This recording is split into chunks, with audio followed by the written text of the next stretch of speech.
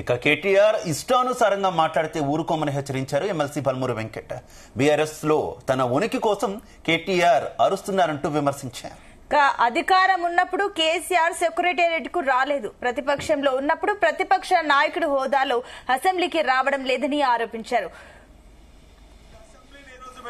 Press club కు వస్తా అని చెప్పినా ఎక్కడ కూడా నీకు ఏమి ఇబ్బందులు కలగకుండా నువ్వు వచ్చి ప్రెస్ క్లబ్ లో వచ్చి మాట్లాడితే కూడా ఏమి మాట్లాడుతావు తెలంగాణ ప్రజలకి సమాజానికి కూడా తెలవాలి కాబట్టి ఏడ కూడా నీకేమి ఇబ్బందులు పెట్టలే. మీ 10 ఏళ్ల మీ పరిపాలనలో మీరు అసెంబ్లీని ఏ రోజు పెట్టలే. ప్రెస్ క్లబ్ పక్కన మర్చిపోండి, ఇంటి బయటికి వెళ్ళాలంటే కూడా ఆ రోజు ఎమ్మెల్యేలు బయటికి వెళ్ళలేని పరిస్థితి. ఈ రోజు ఈ ప్రజా ప్రభుత్వంలో వాస్తవాలు ప్రజలకి తెలవాలన్న ఉద్దేశంతో ఏది మాట్లాడినా కూడా విషయాలన్నీ కూడా బయటికి రావాలి, బయటికి తెలవాలని చెప్పి ప్రజాస్వామ్య బద్ధంగా ఈ ప్రభుత్వం పనిచేస్తుంది.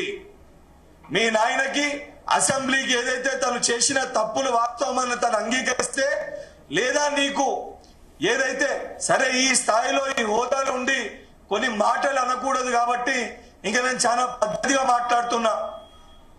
ఇక వాస్తవానికి నీ గురించి మాట్లాడాలి, ఇతర విషయాలను సంబోధించినట్టు చెప్పాలంటే నువ్వు ఒక పిచ్చోని అని చెప్పి ప్రజలు ఇప్పటికే భావిస్తున్నారు. మీ నాయనకి నిజంగా నీకంత గుల ఉండి బయటకు వచ్చి నువ్వు మాట్లాడాలనుకుంటే మీ నాయన ప్రధాన ప్రతిపక్ష ఏదైతే కుర్చీ నువ్వు తీసుకొని ఆ చైర్ లో ఆ హోదాలో నువ్వు కూర్చొని అసెంబ్లీలో చర్చకి నువ్వు రా. అంతేగాని ఇష్టం వచ్చినట్టు బయటకు వచ్చి ముఖ్యమంత్రి గారి గురించి మాట్లాడే స్థాయి నీది కాదు. మళ్ళా చెప్తున్నా, నువ్వు ఒక పారాషూట్వి,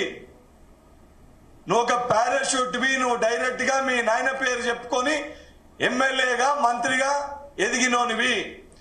గౌరవ ముఖ్యమంత్రి రేవంత్ రెడ్డి గారు ఒక కింది స్థాయి సామాన్యమైన కార్యకర్త స్థాయికి వెళ్ళి ఒక జెడ్పీటీసీగా, ఒక ఎమ్మెల్సీగా, ఒక ఎమ్మెల్యేగా, ఒక ఎంపీగా, పార్టీకి అధ్యక్షునిగా, దాని తర్వాత ఈరోజు గౌరవ తెలంగాణ రాష్ట్రానికి ముఖ్యమంత్రి ఉన్నారు.